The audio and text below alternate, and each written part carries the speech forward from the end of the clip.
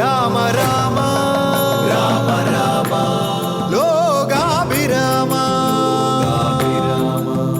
ഭൂമി ബാലശ്രേഷ്ഠ ഭാരതം ശ്രേഷ്ഠ ഭാരതം.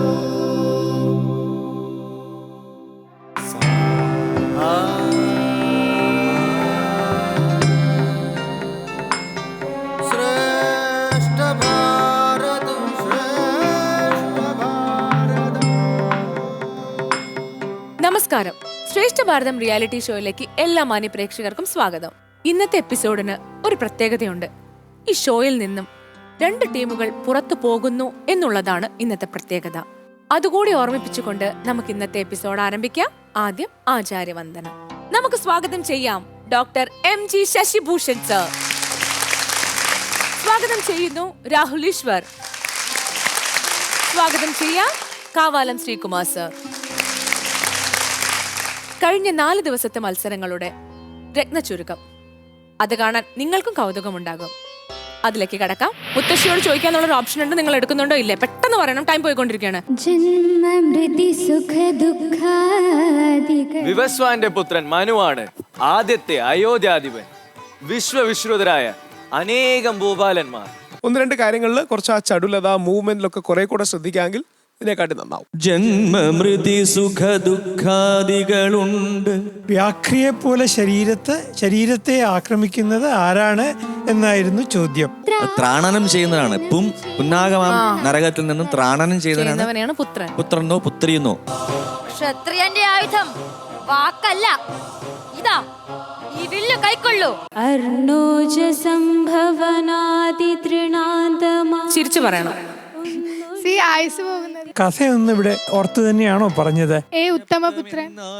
ഉത്തരം പറയുമ്പോ എപ്പോഴും കംപ്ലീറ്റ് ആയിട്ട് പറയണം. ബി എന്ന് പറഞ്ഞാൽ ഞാൻ ഉത്തരം ബി ആയിട്ട് കണക്കാക്കുള്ളൂ. ഓക്കെ. എന്റെ സഹോദരന് ഹിതകരമായത് അങ്ങ് ചെയ്യുമെന്ന് ഈയുള്ളവൾ കരുതട്ടെ. നിന്നുടെ സന്നിധി മാത്രേണ മായയിൽ നിന്നു ജനിക്കുന്നു. എങ്ങനെ? നാരായണ നാരായണ. എപ്പോ? നാരായണ നാരായണ. എവിടെ നിന്ന് വന്നു ചേർന്നു? നാരായണ മുകുന്ദ ശൗരേ, നാരദന് വരാനും പോകാനും വാഹനം ആവശ്യമില്ലെന്ന് അങ്ങക്ക് അറിവുള്ളതല്ലേ? ആരാണ് സഹധർമ്മിണി? കുറച്ച് ടഫ് ക്വസ്റ്റൻ ആണ്, പക്ഷെ ഇത് കൂടുതൽ വായിക്കാൻ നിങ്ങൾക്കൊരു പ്രേരണ ഉണ്ടാകട്ടെ. സപത്നിയായി ദുഃഖിതയായി ഭൂമിയിൽ വാഴുന്നതിനേക്കാൾ നല്ലത് മരണമാണ്. ആലോചിച്ചിട്ട് ഉത്തരം പറഞ്ഞാൽ മതി. ശ്രേഷ്ഠ ഭാരതം. യുവാദ മത്സരങ്ങൾ ആരംഭിക്കുകയാണ്. പതിവ് പോലെ ഇന്നും ഞാൻ അരങ്ങൊഴിയുകയാണ്. പ്രാപ്തനായ മറ്റൊരാളെ ചുമതല ഏൽപ്പിക്കുന്നു. ശ്രീ രാഹുൽ ഈശ്വർ.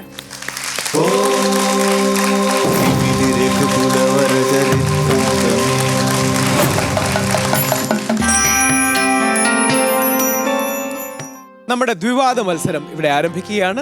2 ടീമുകളെയും ക്ഷണിക്കും.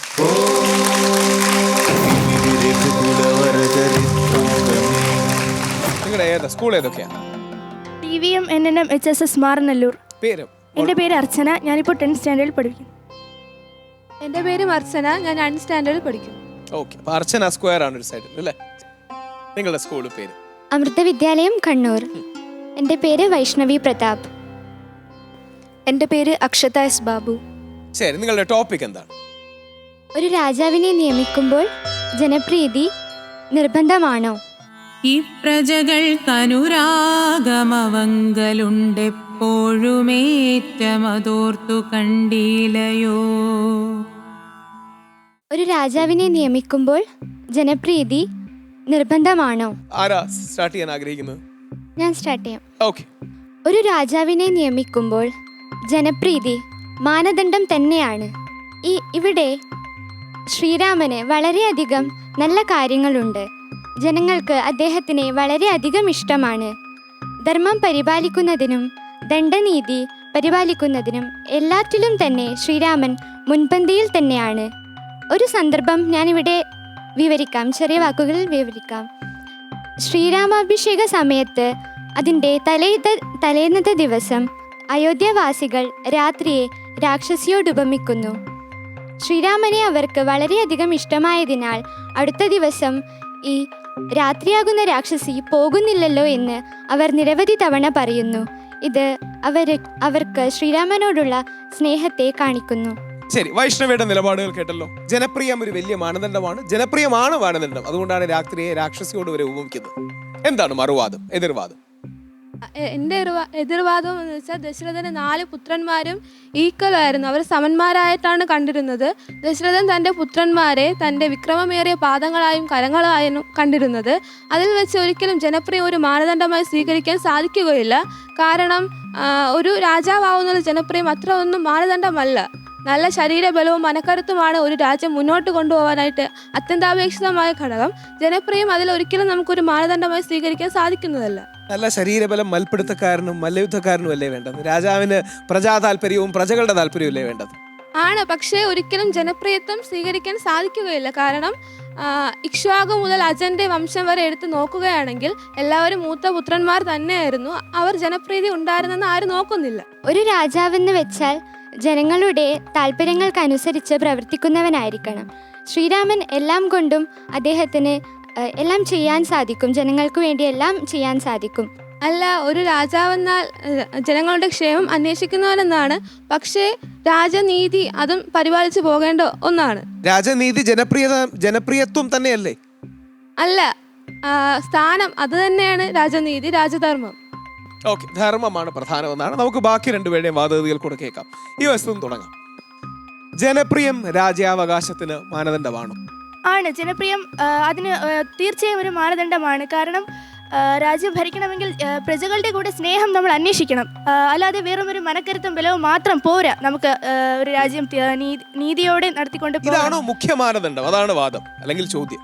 അതെ, ഇതാണ് മുഖ്യ മാനദണ്ഡം. കാരണം ജനപ്രീതിയാണ് നമ്മൾ നോക്കേണ്ടത്. ഇക്ഷ്വാകു മുതൽ അജൻ വരെയുള്ളത് നോക്കിയാൽ മൂത്തപുത്രൻ തന്നെയാണ് രാജാവെങ്കിലും അവിടെ ജനപ്രിയവും ഒരു മാനദണ്ഡം തന്നെയാണ്. കാരണം ജനപ്രീതി ഇല്ലെങ്കിൽ ഒരിക്കലും ഒരു രാജാവിന് തന്റെ സ്ഥാനത്ത് നിലനിൽക്കാൻ ഒരിക്കലും കഴിയില്ല എന്നാണ് എൻ്റെ വാദം. ഓക്കെ, അർച്ചന പറയുന്നത് 1000 പോരാളികളെ കൊല്ലുന്നവൻ യോദ്ധാവാണ്, പക്ഷെ ഒരുവനെ രക്ഷിക്കുന്നതും സ്നേഹിക്കുന്നവനും കടവുളാണ് എന്ന് ശിവഗാമി പറയുന്നത് പോലെ ഒരു ആർഗ്യുമെന്റ് ആണ് അർച്ചന മുമ്പോട്ട് വെച്ചത്. ശരി, എന്ത് പറയുന്നു മറുവാദമായി? ജനപ്രീതി കൊണ്ട് മാത്രം അയാളെ രാജാവാക്കണമെന്നില്ല. അതൊരിക്കലും ഒരു മാനദണ്ഡമല്ല. ദശരഥന്റെ അതൊരു സ്വന്തം താല്പര്യം കൊണ്ട് മാത്രമാണ് രാമനെ രാജാവാക്കാൻ തീരുമാനിച്ചത്. ജനപ്രിയ മാനദണ്ഡമാക്കണോ? വേണ്ട വേണ്ട. എന്താണ് മാനദണ്ഡമാക്കേണ്ടത്? അയാളുടെ കഴിവുകളല്ലേ യഥാർത്ഥത്തിൽ ചെയ്യേണ്ടത്? പ്രജകളുടെ ക്ഷേമം അന്വേഷിക്കുന്നവനാണ് ഒരു യഥാർത്ഥ രാജാവ്. ഇവിടെ ശ്രീരാമൻ സൗമ്യശീലനാണ്, പ്രജകളുടെ ക്ഷേമം അന്വേഷിക്കുന്നവനാണ്. അതുകൊണ്ട് ശ്രീരാമൻ തന്നെയാണ് എന്ത് വന്നാലും ഒരു യഥാർത്ഥ ജനപ്രിയനായ രാജാവ്. ധർമ്മത്തിന്റെ പാതയിൽ ചരിക്കുന്നതാണോ ജനപ്രിയനാകുന്നതാണോ കൂടുതൽ പ്രധാനം? രണ്ടും വേണം. എന്നാലും ജനങ്ങളുടെ പ്രിയം അനുസരിച്ചല്ലേ നമുക്കൊരു രാജാവിനെ തിരഞ്ഞെടുക്കാൻ കഴിയുന്നത്. ജനപ്രിയം തന്നെയാണ്. വേറെ എന്താ മാനദണ്ഡം? വേറെ എന്താ അടിസ്ഥാനപരമായ ജനങ്ങളുടെ ക്ഷേമം, ജനങ്ങൾക്ക് വേണ്ടിയുള്ള രാജ്യം? ആ ജനങ്ങളുടെ ഏറ്റവും വലിയ ആഗ്രഹം ഒരാളാണെങ്കിൽ എന്തിനെതിരെന്ന് പറയണം? അല്ല, അങ്ങനെയല്ല. ഇപ്പം ദശരഥന് 4 പുത്രന്മാരുണ്ട്. അതില് രാമന് മാത്രമേ ജനപ്രീതി ഉള്ളൂ എന്ന് നമുക്ക് പറയാൻ കഴിയില്ലല്ലോ. ഭരതനും നല്ലൊരു ആർക്ക് ജനപ്രീതി ഉണ്ടെങ്കിലും ആ ജനപ്രീതി മാനദണ്ഡമാണോ എന്നാണ്? അല്ല, ജനപ്രീതി മാത്രമൊന്നുമില്ല. പിന്നെന്താണ്? നല്ലൊരു രാജാവാകാൻ നല്ല കഴിവ് വേണം. ഇപ്പൊ ഒരു രാജാവ് പുത്രൻ മന്ദബുദ്ധിയാണെങ്കിൽ അയാൾക്കിപ്പോൾ ജനപ്രീതി ഉണ്ട്, അയാളൊരു രാജാവാക്കിയിട്ട് കാര്യമൊന്നുമില്ലല്ലോ. അപ്പോൾ ജനപ്രീതി മാത്രം ഉണ്ടായിട്ട് അതൊരു മാനദണ്ഡമായിട്ട് എടുക്കാൻ കഴിയില്ല. രണ്ടുപേരും നല്ല വാദഗതികൾ പറഞ്ഞു. നിങ്ങളുടെ നിലപാടിൽ ഉറച്ചു നിൽക്കുക. ഈ ചോദ്യങ്ങൾ നിങ്ങൾ എന്ത് നിലപാടെടുത്താലും അതിനെ എതിർക്കുന്ന ചോദ്യങ്ങളായിരിക്കും നിങ്ങൾക്ക് വരിക. അതുകൊണ്ട് നിങ്ങളുടെ നിലപാടുകളിൽ അവിടെ നിങ്ങൾക്ക് ഉറച്ചു നിൽക്കാം. ശശിഭൂഷൺ സാർ, പുരാതന കാലത്ത് ഭാരതത്തിലെ രാജവാഴ്ച ആയിരുന്നു കൂടുതലും. ആ രാജവാഴ്ചയിൽ 2 രീതികൾ നമുക്ക് കാണാം. അത് ഇന്ത്യയുടെ ഒരു പ്രത്യേകതയാണ്. ഒന്ന്, മക്കൾ വാഴ്ചയിൽ മൂത്ത മകൻ അടുത്ത രാജാവാകുന്നു. അതേ സമയത്ത് മറ്റൊരു സമ്പ്രദായവും ഇവിടെ നിലനിന്നിരുന്നു. ഈ മക്കളുടെ എണ്ണം 1-ൽ കൂടുതലാവുക, അല്ലെങ്കിൽ രാജാവിന് തന്നെ 1-ലേറെ ഭാര്യമാരുണ്ടാകുമ്പോൾ ആ ഭാര്യമാരിലൊക്കെയുള്ള മക്കളെ ഒന്നായി കണ്ടിട്ട് അതിൽ ബുദ്ധിശക്തിയും ശൗര്യഗുണവും ഉള്ള ഒരാളിനെ, അയാൾ ഒരു പക്ഷേ 2-മനോ 3-മനോ ആയിരിക്കും, അയാളെ രാജാവാക്കുക. അങ്ങനെയൊരു സമ്പ്രദായവും അപൂർവമായിട്ടാണെങ്കിലും ഇന്ത്യയിൽ ഉണ്ടായിരുന്നു. നിങ്ങൾ ഈ ചോദ്യത്തെ അപഗ്രഥിച്ചപ്പോൾ ഒരു തർക്കത്തിൻ്റെ രീതിയിൽ ആണ് നിങ്ങളിതിനെ കണ്ടത്. ഒരല്പം കൂടി ഒരു ചരിത്ര പശ്ചാത്തലം കൂടി അറിയാമായിരുന്നുവെങ്കിൽ ഈ വാദമുഖങ്ങൾ കുറെ കൂടി കൺവിൻസിംഗ് ആയി അവതരിപ്പിക്കാൻ സാധിക്കുമായിരുന്നു. അപ്പൊ ആ വാദഗതികൾക്ക് കൺവിൻസിങ്ങും കൺവിക്ഷനും ഒരു പവർ വേണം. സാർ ഇവരുടെ വാദഗതികളെ കുറിച്ച് ശ്രീകുമാർ സർ. അദ്ദേഹത്തിൻ്റെ ഒരു എന്താണ് ഇക്ഷ്വാകു വംശത്തിൻ്റെ സൂര്യവംശത്തിൻ്റെയൊക്കെ അന്നത്തെ കാലത്തെ സഹോദരന്മാർ ഇപ്പം ഇവിടെ തന്നെ മന്ധരയുടെ ഒരു വാക്ക് കേട്ടാണ് പിന്നെ ഭരതനെ ആക്കണമെന്ന് പിന്നെ കൈ പറയുന്നത്. അപ്പോൾ അവിടെ തന്നെ ഭരതന് താല്പര്യമില്ല. ഭരതന് ഈ എല്ലാ സഹോദരന്മാരും ഒരുമിച്ച് നിൽക്കണമെന്നും ചേട്ടൻ തന്നെയാണ് ആകണമെന്നും ചേട്ടൻ്റെ മഹത്വമൊക്കെ ഭരതനറിയാം. ഭരതൻ്റെ സഹായിയായിട്ട് ഇവർ 4 പേരും 4 തരത്തിൽ നിപുണന്മാരാണ്. 4 ഇതിൽ ബാക്കി രാമൻ്റെ സഹോദരന്മാരെല്ലാം ഓരോ മേഖലയിൽ നിപുണന്മാരാണ്. അപ്പോൾ അവരെല്ലാം രാമനെ സഹായിക്കും എന്നുള്ളത് ഒരു ഇതുണ്ട്. പിന്നീട് നമുക്ക് കാണുന്നുണ്ട് അവരുടെ ഭരണം പിന്നീട് ഒരുമിച്ച് ഉള്ള പല കാര്യങ്ങൾക്കും പിന്നെ ഇവരെ സഹായിക്കുന്നതൊക്കെ നമുക്ക് കാണുന്നുണ്ട്. അതാണ് പണ്ട് കാലത്തെ അതാണ്. ഇപ്പോൾ ഒരാളെ പിന്നെ ഓവർ പവർ ചെയ്യുന്ന ഒരു സംസ്കാരമല്ലായിരുന്നു നമുക്ക് പണ്ട് നമ്മുടെ ഭാരതീയ സംസ്കാരം എന്ന് പറയുന്നത്.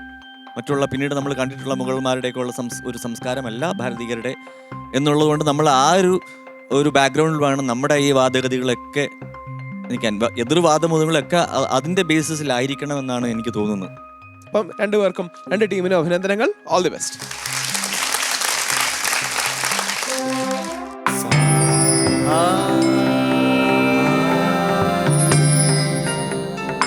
ദ്വിവാദ മത്സരത്തിനായി നമുക്ക് അടുത്ത 2 ടീമുകളെ ക്ഷണിക്കാം.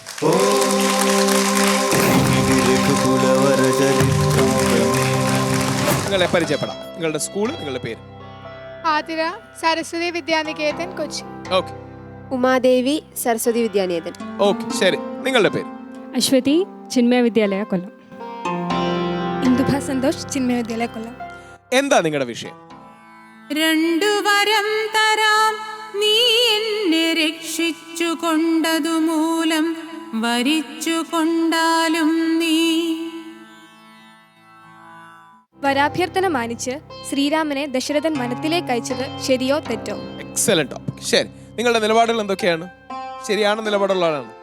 അദ്ദേഹം തെറ്റാണെന്നാണ്. ശരി, അപ്പൊ ആർക്ക് സ്റ്റാർട്ട് ചെയ്യാം? നിങ്ങളുടെ സ്റ്റാർട്ട് ചെയ്യാം. ശരി, ആരാണ് ശരിയാണെന്നുള്ള നിലപാട് പറയുന്നത്? ഉമാദേവിയിൽ നോക്കാം പ്ലീസ്. ഒരു രാജാവ് എപ്പോഴും ധർമ്മിഷ്ഠനായിരിക്കണം. അപ്പോൾ വാക്ക് പാലിച്ചത് സത്യനിഷ്ഠ പ്രതീതിക്ക് കാണിക്കുന്നുണ്ട്. ഒരു വാക്ക് പാലിക്കുക അല്ലെ? സത്യനിഷ്ഠ ധർമ്മനിഷ്ഠയുമാണ്. അതാണ് ഉമാദേവിയുടെ വാദഗതി. ദശരഥം എന്ന വ്യക്തി സ്വന്തം ഭാര്യയ്ക്ക് കൊടുത്ത വാക്ക് പാലിച്ചു, അത് ശരി തന്നെ. പക്ഷെ ഒരു രാജാവ് എന്ന നിലയിൽ അദ്ദേഹം സ്വന്തം ഭാര്യയ്ക്ക് കൊടുത്ത വാക്ക് പാലിക്കാൻ വേണ്ടി അല്ലെങ്കിൽ സ്വകാര്യ കാര്യത്തിന് വേണ്ടി രാജനീതിയെ മാറ്റിമറിച്ചു. സൂര്യവംശത്തെ കുലം അനുസരിച്ച് മൂത്ത മകനെ വേണം അടുത്ത യുവരാജാവായി അഭിഷേകം ചെയ്യേണ്ടത്. അപ്പോൾ ഒരു ഉത്തമ ഭരണാധികാരി ഒരിക്കലും രാജനീതി ലംഘിക്കാൻ പാടുള്ളതല്ല. അപ്പം ഭാര്യയോട് പോലും നീതി ചെയ്യാൻ കഴിയാത്ത രാജാവിന് എങ്ങനെ രാജ്യത്തോട് നീതി ചെയ്യാൻ കഴിയും? ഒന്നെങ്കിൽ ഭരതനെ രാജാവാക്കണം. പക്ഷെ ദശരഥ മഹാരാജാവ് ചോദിക്കുന്നുണ്ട് ഭരതനെ രാജാവാക്കാം, എന്നാൽ രാമനെ കാട്ടിൽ അയക്കാതിരുന്നൂടെയെന്ന്. പക്ഷേ കൈകേയി അതും സമ്മതിക്കുന്നില്ല. ദശരഥ മഹാരാജാവ് രാമനോട് പറയുന്നുണ്ട്, ശ്രീജിതനായതി കാമുകനായൊരു രാജാധമനാകും എന്നെയും വൈകാതെ പാശനെ ബന്ധിച്ച് രാജ്യം ഗ്രഹിക്കുന്ന നീ ദോഷം നിനക്ക് ഇതും അകപ്പെടാം. ശ്രീജിതനും അധികാമിയും രാജാധമനായ എന്നെ നീ ബന്ധനത്തിലാക്കിയിട്ട് രാജ്യം നീ കൈവശപ്പെടുത്തുക, അതിൽ നിനക്ക് ഒരു തെറ്റും വരുത്തില്ലെന്ന് പറഞ്ഞ ദശരഥ മഹാരാജാവിന് അത് തെറ്റായിട്ട് തോന്നി. അത് ശരിയല്ലേ? ദശരഥ മഹാരാജാവിന് തെറ്റാണെന്ന് തോന്നുകയും മുമ്പ് എന്നോ കൊടുത്തൊരു വാക്ക് ദുരുപയോഗം ചെയ്ത് മറ്റൊരു സന്ദർഭത്തിൽ പ്രയോഗിച്ച സ്വാർത്ഥ ലാഭത്തിന് വേണ്ടി പത്നി അങ്ങനെ ചെയ്യുമ്പോൾ യാന്ത്രികമായ ഒരു വാക്ക് കൊടുത്തു എന്ന് പറയുന്നതാണോ രാജധർമ്മം? ആ ഒരു ഇത് പോയിന്റ് ശരിയാണ്. പക്ഷേ രാജാവ് എന്ന നിലയ്ക്ക് ആദ്യം പ്രജാഹിതം നോക്കണം. പ്രജാഹിതം നോക്കിയിട്ടേ ചെയ്യാവൂ. പക്ഷേ രാമനെ കാട്ടിലേക്ക് അതാണ് രാജാവ് ചെയ്യേണ്ടത്. പക്ഷേ ഒരാളായി കഴിഞ്ഞാൽ വാക്ക് എന്ന് പറഞ്ഞു കഴിഞ്ഞാൽ ആ വാക്ക് പാലിച്ചിരിക്കണം. ഒരു വാക്ക് തെറ്റിക്കാൻ പാടില്ല. രാമനോടും ഒരു വാക്ക് പറഞ്ഞിരുന്നില്ലേ? ജനങ്ങൾക്ക് ഒരു പ്രതീക്ഷയുടെ വാക്ക് കൊടുത്തിരുന്നില്ലേ? പക്ഷെ ആദ്യം കൊടുത്ത വാക്കിന് വില കൂടുതലുണ്ട്. വരം മാത്രമേ കൊടുത്തുള്ളൂ. എന്താണെന്നുള്ളത് പിന്നീട് അല്ലേ ചോദിച്ചത്? വളരെ വളരെ വർഷങ്ങൾ കഴിഞ്ഞിട്ടാണ് എന്താണെന്നുള്ളത് ചോദിച്ചത് അല്ലേ? അപ്പൊ അത് എന്താണെന്ന് അറിയാതെയാണ് വരം കൊടുത്തത്. പക്ഷെ എന്നാലും വാക്ക് പാലിക്കണം എന്നുള്ളതാണല്ലേ?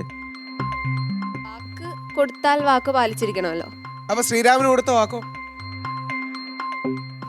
അതും പക്ഷേ അച്ഛൻ തന്നെയല്ലേ പറഞ്ഞത്, എന്റെ നോക്കണ്ട, എന്നെ കെട്ടിയിട്ടിട്ട് നീ അല്ലെങ്കിൽ എന്റെ വകവയ്ക്കാതെ നീ ഇത് അമ്മയെ പിന്നെ ധിക്കരിച്ച് ചെയ്യാമെന്ന് അച്ഛൻ തന്നെയാണ് പറയുന്നത്. ഇടയ്ക്ക് പറയുന്നില്ലേ, ഞാൻ കൊടുത്ത വാക്ക് അത് എന്നെ വേണമെങ്കിൽ ബന്ധനസ്ഥനാക്കി നീ രാജ്യഭാരം ഏറ്റെടുക്കുമെന്നാണ് പറയുന്നത്. എന്നാലും ഒരു വാക്ക്, ആ ഒരു വാക്കിന് പ്രാധാന്യമുണ്ട്. അങ്ങനെയാണെങ്കിൽ താങ്കൾ ദശരഥനായിരുന്നെങ്കിൽ എന്ത് ചെയ്യുമായിരുന്നു?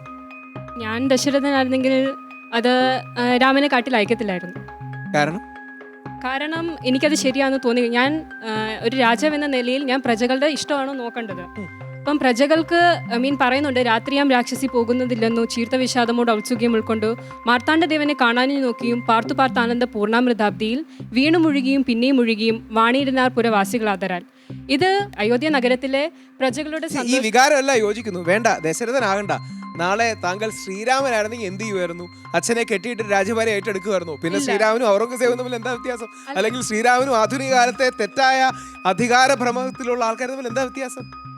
കൈകി പറയുന്നുണ്ട്, ദശരഥൻ മഹാരാജാവ് സത്യസന്ധനാണെന്ന് പരിപാലിക്കേണ്ടത് ശ്രീരാമനാണ്. അതുകൊണ്ട് തന്നെ ഞാൻ ശ്രീരാമനായിരുന്നെങ്കിൽ ഞാൻ കാട്ടി പോയാണ്. എൻ്റെ അച്ഛൻ പറയുകയാണെങ്കിൽ ശ്രീരാമനെ കാട്ടി പോയനെ. ഞാൻ ശ്രീരാമനായിരുന്നെങ്കിൽ പോയാണ്. അപ്പം ദശരഥന്റെ ഭാഗത്ത് തെറ്റില്ല. ദശരഥന്റെ ഭാഗത്ത് തെറ്റുണ്ടോ? അല്ല, അദ്ദേഹം എടുത്ത തീരുമാനമാണ് തെറ്റ് എന്നാണ് എനിക്ക് പറയാനുള്ളത്. Okay, fine fine fine, very nice. ഇതാണ് നിങ്ങളുടെ ക്വസ്റ്റ്യൻ്റെ ഒരു സോക്രാറ്റിക് മെത്തേഡ് എന്നൊക്കെ പറയുന്ന പോലെ പ്രോബിങ്. നിങ്ങളുടെ ആ നിലപാടുകളെ വീണ്ടും വീണ്ടും ചെയ്യും. അടുത്ത ആരാ സ്റ്റാർട്ട് ചെയ്യാൻ പോകണം? ഇപ്പോൾ ഈ സ്റ്റേഡിയം സ്റ്റാർട്ട് ചെയ്യാം. അപ്പം നിലപാട്, അതിൽ ധാർമ്മികതയുണ്ടോ എന്ന ചോദ്യത്തിന് ഉണ്ട് എന്നാണ് പറയുന്നത്. എന്റെ നിലപാട് ശരിയെന്നാണ്. ശരിയെന്നാണ്. ഓക്കെ, വാദം തുടങ്ങാം. രാമായണം എന്നാൽ രാമന്റെ അയനം എന്നാണ് അർത്ഥം. അതായത് രാമന്റെ യാത്ര. രാമന്റെ ഭൗതിക യാത്രയായിട്ടും രാമന്റെ ജീവിതയാത്രയായിട്ടും നമുക്കിതിനെ കണക്കാക്കാവുന്നതാണ്. അപ്പോൾ ഇവിടെ വാത്മീകി, രാമായണത്തിന്റെ രചയിതാവായ വാത്മീകി ഇവിടെ പറയുന്നത് എന്തെന്നാൽ, വാത്മീകിയുടെ ഉദ്ദേശം എന്തെന്നാൽ ശ്രീരാമൻ അല്ലെങ്കിൽ ഒരു വ്യക്തി, അതായത് ശ്രീരാമൻ എന്നൊരു വ്യക്തിയുടെ ജീവിതത്തിൽ ഉണ്ടാകുന്ന സുഖ ദുഃഖങ്ങളുടെ എല്ലാം കണക്കിലെടുത്തുകൊണ്ടുള്ള എല്ലാം കൂടെയുള്ള ഒരു ചിത്രീകരണമാണ് ഈ രാമായണം എന്ന കൃതി. അപ്പം വാത്മീകിയുടെ ഉദ്ദേശം എന്താണെന്ന് വെച്ച് കഴിഞ്ഞാൽ സുഖദുഃഖങ്ങളെല്ലാം അടങ്ങിയിട്ടുള്ള ഒരു സാധാരണ ആളുടെ ഒരു കൃതിയാണ്. അപ്പോൾ ശ്രീരാമൻ വനത്തിലേക്ക് പോയില്ല എന്നുണ്ടായിരുന്നെങ്കിൽ ശ്രീരാമൻ ഈ ദുഃഖങ്ങളും ഒന്നും ഉണ്ടാവില്ലായിരുന്നു. ഇങ്ങനെ പറഞ്ഞു തുടങ്ങിയ രാവണൻ ചെയ്തത് നന്നായി. ഇനി രാവണ സീതയെ തട്ടിക്കൊണ്ടുപോയില്ലെങ്കിൽ എങ്ങനെ രാമായണം മുമ്പോട്ട് വരുന്നു എന്ന് പറയുമല്ലോ. വനത്തിലേക്ക് പോയില്ല എന്നുണ്ടായിരുന്നെങ്കിൽ ഇവിടെ ശ്രീരാമന് സന്തോഷം മാത്രമേ ഉണ്ടാവത്തുള്ളായിരുന്നുള്ളൂ.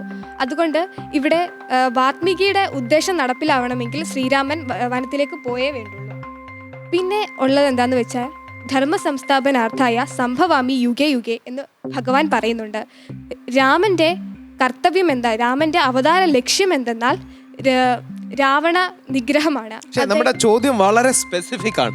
അതായത് മുമ്പ് നൽകിയ അതിലേക്ക് വരൂ, തീർച്ചയായും വരൂ. അപ്പോൾ ഇവിടെ രാമന്റെ അവതാര ഉദ്ദേശം എന്തെന്നാൽ രാവണ നിഗ്രഹമാണ്, അസുരന്മാരുടെ നിഗ്രഹമാണ്. അപ്പോൾ രാവൺ വനത്തിലേക്ക് പോയില്ല എന്നുണ്ടെങ്കിൽ രാമൻ ഒരിക്കലും ആ അസുര നിഗ്രഹം നടപ്പിലാക്കില്ലായിരുന്നു. അപ്പോൾ രാമൻ ഇവിടെ പോകണം. അതായത് ദശരഥൻ എടുത്ത തീരുമാനം വളരെ ഉചിതമാണ്. ഇതാണ് താങ്കളുടെ വാദഗതി. അപ്പൊ എന്റെ ചോദ്യം അങ്ങനെയാണെങ്കിൽ, ഇതാണ് വാദമെങ്കിൽ പറഞ്ഞത് കറക്റ്റാണ് കേട്ടോ. ആത്മീയമായ കോണ്ടെക്സ്റ്റിൽ പൂർണ്ണമായി ശരിയാണ്. പക്ഷെ ഇതാണ് വാദമെങ്കിൽ നാളെ ശൂർപ്പണഖ രാമനെ അപ്രോച്ച് ചെയ്തും നാളെ രാവണൻ വന്നതും എല്ലാം ശരിയാണെന്ന് പറയണം. കാര്യം എന്നാലല്ലേ കഥകൾ മുമ്പോട്ട് പോകും. അല്ലെങ്കിൽ രാമായണം അവിടെ നിന്നു. പക്ഷെ അതുകൊണ്ട് അച്ഛൻ ചെയ്ത ആ പ്രത്യേക മുമ്പ് കൊടുത്ത വരുത്തലിൽ ശരിയാണ്. കാരണം സ്ത്രീയെ നമ്മൾ ബഹുമാനിക്കുന്ന ഒരു സംസ്കാരമാണ് നമ്മുടെ ഭാരതത്തിനുള്ളത്. മാതൃദേവോ ഭവ എന്നാണ്. അങ്ങനെയാണെങ്കിൽ രാവണൻ സീതയെ തട്ടിക്കൊണ്ടുപോയത് ശരിയാണ്. കാര്യം ഇല്ലെങ്കിൽ രാമരാവണ യുദ്ധം നടക്കില്ല. അത് ശ്രീരാമന് അറിയാം. അത് ശ്രീരാമന്റെ അവതാര ലക്ഷ്യം എന്താണെന്ന് അറിയാം. കാരണം ശ്രീരാമൻ ദേവാംശമാണ്. ശ്രീരാമന് അറിയാം അത്. ശരി, മറുവാദം. ധർമ്മ സംസ്ഥാപനം നടത്താൻ വേണ്ടി രാമൻ കാട്ടി പോയേ പറ്റൂ. പക്ഷേ ധർമ്മ സംസ്ഥാപനം നടത്താൻ രാമൻ കാട്ടി പോകണമെന്ന് എന്തായിരുന്നു നിർബന്ധം? രാവണൻ ആക്ച്വലി അസുരനാണ്. അസുരന്മാരും നല്ല രാജാക്കൾ എന്തായാലും ഈഗോ ക്ലാഷ് ഉണ്ടാവും. അങ്ങനെയാണ് രാവണ നിഗ്രഹം നടക്കൂലേ? രാവണനെ ഇങ്ങോട്ട് വരുത്താൻ പറ്റുമോ? നോട്ടീസ് അയച്ചു. അങ്ങനെയല്ല. എങ്ങനെയായാലും നല്ല രാജാവ് ഉണ്ടെങ്കിൽ അവിടെ ഒന്ന് കുത്തിത്തിരിപ്പ് രാവണ, ഞാൻ ഫ്രീ ആണ്, യുദ്ധത്തിന് റെഡിയാണ്, യുദ്ധത്തിന് പോകാന്ന് പറയാൻ പറ്റുമോ? ഈ വാദഗതിക്ക് തന്നെ പറയണമെന്നില്ല. ഈ വാദത്തിന് മറുവാദം പറഞ്ഞാൽ മതി. ഇത് വലിയൊരു ചോദ്യമാണ് കേട്ടോ. ഭാര്യയ്ക്ക് കൊടുത്ത വാക്കും പ്രജകൾക്ക് കൊടുത്ത വാക്കും ആണ് ഇവിടെ ദശരഥന്റെ ഒരു ഇതായി വരുന്നത്. പ്രജകൾക്ക് വാക്ക് കൊടുത്തോ? പ്രജകൾക്ക് വാക്കുകൾ, പ്രജകൾക്ക് പ്രതീക്ഷ കൊടുത്തു. വാക്കും പ്രതീക്ഷയും വളരെ വളരെ വ്യത്യാസമുണ്ട്. പണ്ടെങ്ങാണ്ടോ കൊടുത്തൊരു വരത്തിന്റെ പേരില് പ്രജകളുടെ പണ്ടെങ്ങാണ്ടും കൊടുത്തൊരു വരത്തിന് അതിന്റേതായ മൂല്യമുണ്ട്. പക്ഷെ വരത്തിന് അതിന്റേതായ മൂല്യമുണ്ട്. അത് കാലഹരണപ്പെട്ട ഒരു വരമാണെങ്കിലും വരത്തിന് അതിന്റേതായ മൂല്യമുണ്ട്. ആ വാക്കിന് വരത്തിന്റെ ശക്തി ഉണ്ടെന്നാണ് പറയുന്നത്. നമ്മൾ എന്തെങ്കിലും ഓഫർ ഒരാൾക്ക് കൊടുക്കുകയാണെങ്കിൽ അല്ലെങ്കിൽ വരം കൊടുക്കുകയാണെങ്കിൽ അത് അപ്പൊ തന്നെ ചെയ്തു തീർക്കണം. ഇപ്പൊ ഭാവിയിലേക്ക് കുറച്ച് ടൈം പീരീഡ് ഉണ്ട്. ഈ 3 മാസത്തേക്ക് ഈ ഓഫർ വാലിഡ് ഉള്ളൂ, അതിനുശേഷം അല്ല. ഇപ്പോഴത്തെ സാഹചര്യത്തിനനുസരിച്ചാണ് പറയുന്നത്. ഇപ്പൊ അങ്ങനെ ഒരു വരം ഭാവിയിലേക്ക് വേണ്ടി മാറ്റി വെച്ചപ്പോ ദശരഥന് സ്വന്തം മരണം വരെ നേരിടേണ്ടി വന്നു. ഈ സ്ത്രീകൾ എപ്പോഴും ഭാവിയിലേക്ക് കരുതി വെക്കുന്നവരാണ് ഓരോന്നും. അങ്ങനെ തന്നെ കൈകൈ കരുതി വെച്ചതാണ് ഈ 2 വരങ്ങൾ. അത് കൃത്യമായ സമയം വരുമ്പോൾ അത് പ്രയോഗിക്കാം എന്നാണ് കൈകൈ അന്ന് വിചാരിച്ചത്. കുറച്ചുകൂടെ നോക്കി പറഞ്ഞ ഭാവിയിൽ പണി തന്നോളാം, ഞാനിത് മനസ്സിലെടുത്ത് വെച്ചിരിക്കുകയാണ് എന്ന് കൈകൈ പറഞ്ഞു. കൈകൈ നല്ല ഒരു ഭാര്യയാണ്. ദുരുദ്ദേശമല്ലേ യഥാർത്ഥത്തിൽ? സ്വന്തം മോന്റെ സ്വാർത്ഥ ലാഭത്തിന് വേണ്ടി ഭർത്താവിന്റെ രോഗവും ഏറ്റവും മൂത്ത ശ്രീരാമന്റെ കാരണവാസവും എല്ലാം കുഴപ്പമില്ല. കൈകൈ കാരണമല്ലല്ലോ, മന്ധര അത് പറഞ്ഞത് കൊണ്ടില്ലേ. കൈകൈ ആദ്യം നല്ല ഉദ്ദേശത്തോടു കൂടിയായിരുന്നു അത് മാറ്റി വെച്ചിരുന്നത്. അതൊന്നും കുഴപ്പമില്ല, ഇതെല്ലാം ഒരു പ്രത്യേക സാഹചര്യത്തിൽ ഉണ്ടായതാണ്, അതുകൊണ്ട് ന്യായീകരിക്കത്തക്കതാണെന്നാണ് പറയുന്നത്. പ്രജകളുടെ ഇച്ഛയ്ക്ക് അനുസരിച്ച് പ്രവർത്തിക്കേണ്ടവരാണ് രാജാവ്. അതാണ് രാജധർമ്മം. അപ്പൊ സ്വന്തം ഭാര്യയോട് നീതി ചെയ്യാത്തൊരു വ്യക്തി നാട്ടുകാരോട് നീതി ചെയ്യുമെന്ന് നമ്മളങ്ങ് വിശ്വസിച്ചോളണം. സ്വന്തം ഭാര്യയ്ക്ക് കൊടുത്ത വാക്ക് നടപ്പാക്കാൻ കഴിയാത്ത ആൾ നാട്ടുകാർക്ക് കൊടുത്ത വാക്ക്, അതും പ്രതീക്ഷ, നേരത്തെ സാറ് പറഞ്ഞ പോലെ വാക്കുപോലും അല്ല, പ്രതീക്ഷ നടപ്പാക്കുമെന്ന് നമ്മൾ പ്രതീക്ഷിക്കണം. യഥാർത്ഥത്തിൽ ദശരഥൻ ആശയക്കുഴപ്പത്തിലാണ്. കാരണം തന്റെ പ്രിയ പത്നിയായ തന്റെ പ്രിയ പത്നിയായ കൈകേയിക്ക് കൊടുത്ത വാക്ക് നിറവേറ്റണം, അതായത് വരം നിറവേറ്റണം. അത് തന്റെ പ്രിയ പുത്രനായ ശ്രീരാമനെ രാജാവാക്കുക, ശ്രീരാമന്റെ പട്ടാഭിഷേകത്തിന് അന്ന് തന്നെ ശ്രീരാമനെ വയനത്തിലേക്ക് അയക്കണം എന്നുള്ളതിൽ. അപ്പോൾ ഒരു പക്ഷേ ഇപ്പോൾ പുത്രദുഃഖത്താൽ അദ്ദേഹം മരണത്തിലേക്ക് പോയില്ലായിരുന്നു എങ്കിൽ, ദശരഥൻ മരണപ്പെട്ടില്ലായിരുന്നു എങ്കിൽ ഉറപ്പായും ദശരഥൻ കൈകേയി എന്തായാലും കൺവിൻസ് ചെയ്യാൻ നോക്കുമായിരുന്നു.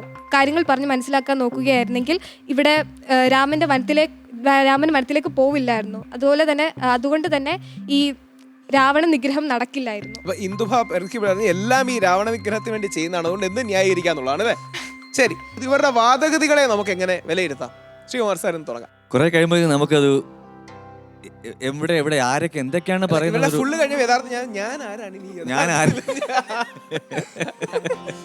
അല്ല, ധാർമ്മികതയുടെ ഒരു പ്രശ്നമാണ്. നമ്മൾ ഈ ഇക്ഷ്വാകു വംശം അല്ലെങ്കിൽ സൂര്യവംശം എന്ന് പറയുന്നത് സത്യധർമ്മത്തിൽ അധിഷ്ഠിതമായിട്ടുള്ളൊരു ഇതാണ്.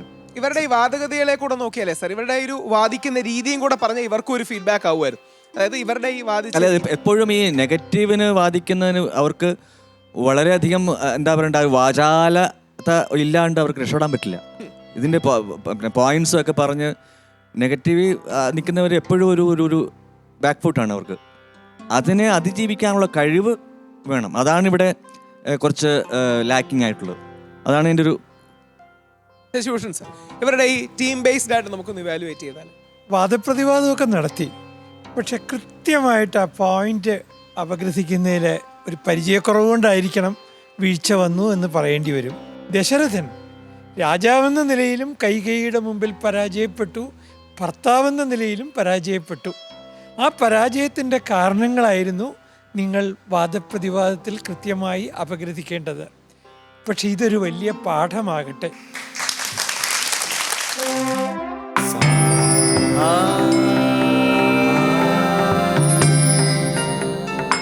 ഇന്നത്തെ നമ്മുടെ മത്സരങ്ങൾ അവസാനിക്കുകയാണ്. ഒരു സർവോന്മുഖമായ ഇവാലുവേഷനാണ്. പല മേഖലകളിൽ പല മൾട്ടിപ്പിൾ ഇൻ്റലിജൻസ് ലെവൽസിൽ ഇവരെ അസസ് ചെയ്തിട്ടുണ്ട്. നമുക്ക് വിധികർത്താക്കളിലേക്ക് തീർച്ചയായും പോവാം, മാർക്കിലേക്ക് തീർച്ചയായും പോവാം.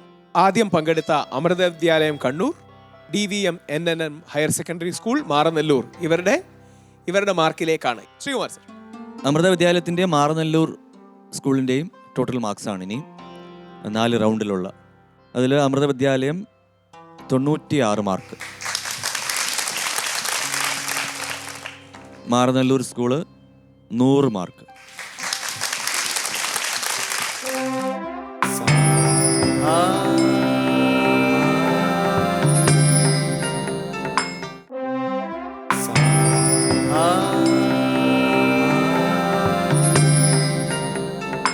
ഗ്രാൻഡ് ടോട്ടൽ ഓഫ് ചിന്മയ വിദ്യാലയം കൊല്ലം 118. സരസ്വതി വിദ്യാ നികേതന്റെ total marks grand total 112.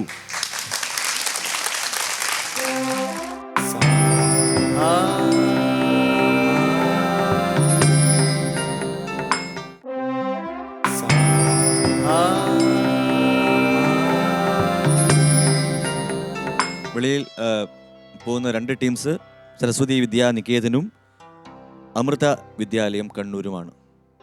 Very well fought. എല്ലാ ടീമുകളും വളരെ നല്ല പ്രദർശനമാണ് കാഴ്ചവെച്ചത്. ഇത് വലിയൊരു ലേണിംഗ് ആയി നിങ്ങൾ എടുക്കണം. എല്ലാ ടീമുകൾക്കും മുമ്പോട്ട് പോകുന്നവർക്ക് എല്ലാവിധ അഭിനന്ദനങ്ങളും. പോരാടി വളരെ ശക്തമായി തന്നെ പോരാടി നിങ്ങൾ മുമ്പോട്ട് പോയി. നിങ്ങൾക്ക് എല്ലാവിധ അഭിനന്ദനങ്ങളും. നമ്മുടെ ആരാധ്യരായ വിധികർത്താക്കളെ ഡോക്ടർ ശശിഭൂഷൺ സർ, പ്രിയപ്പെട്ട ശ്രീ കാവാലം ശ്രീകുമാർ സർ, രണ്ടുപേരെയും ഇവർക്ക് പ്രൈസുകൾ നൽകാൻ, സർട്ടിഫിക്കറ്റ് നൽകാൻ വേദിയിലേക്ക് ആദരവോടെ ക്ഷണിക്കുന്നു. ചരിത്രം ക്രമേണ കീർത്തിച്ചിടുന്നതീ ശ്രേഷ്ഠമാം ഭാരതേ, കീർത്തിച്ചിടുന്നതീ ശ്രേഷ്ഠമാം ഭാരതേ. നമ്മളുടെ കുട്ടികളുടെ വികാര, വിചാര, സാമൂഹിക, ആത്മീയ അവബോധങ്ങളിൽ വലിയൊരു വളർച്ചയാണ് ഈ ശ്രേഷ്ഠ ഭാരതത്തിൻ്റെ ഏറ്റവും വലിയ ദൗത്യം. ആ ദൗത്യത്തിന് ഏറ്റവും അഴകു പകർന്ന ഈ എല്ലാ വിദ്യാർത്ഥികൾക്കും അഭിനന്ദനം നൽകിക്കൊണ്ട് മറ്റൊരു എപ്പിസോഡിൽ നമുക്ക് വീണ്ടും കാണാം. ടൈം 8:07 ലോക്ക് ചെയ്യട്ടെ. വേഗേന നഷ്ടമായുസ്സുമോർക്ക നീ. ചിത്രകൂടത്തിൽ വെച്ച് ശ്രീരാമനോട് ഇത് പറയുന്നത് ആരാണ്? ആ മുനികുമാരന്റെ പേര് വാൽമീകി രാമായണത്തിലും ഇല്ല, അധ്യാത്മരാമായണത്തിലും ഇല്ല. സംശയം ഉണ്ടായിരുന്നു അല്ലേ? അശ്വാവെച്ചാ തുടങ്ങുന്നതെന്ന് കേട്ടിട്ടുണ്ട്. ടൈം 8:07 ലോക്ക് ചെയ്യട്ടെ. പരമാത്മാ ഞാൻ എന്നറിയുമ്പോൾ. പുല്ലിംഗവാചകത്തിൽ വരുന്നതെല്ലാം ശ്രീരാമദേവനും സ്ത്രീലിംഗവാചകത്തിൽ വരുന്നതെല്ലാം ജാനകി ദേവിയുമായാണ് ഇവിടെ പറയുന്നത്. ജ്യേഷ്ഠനാം രാമകുമാരനെ.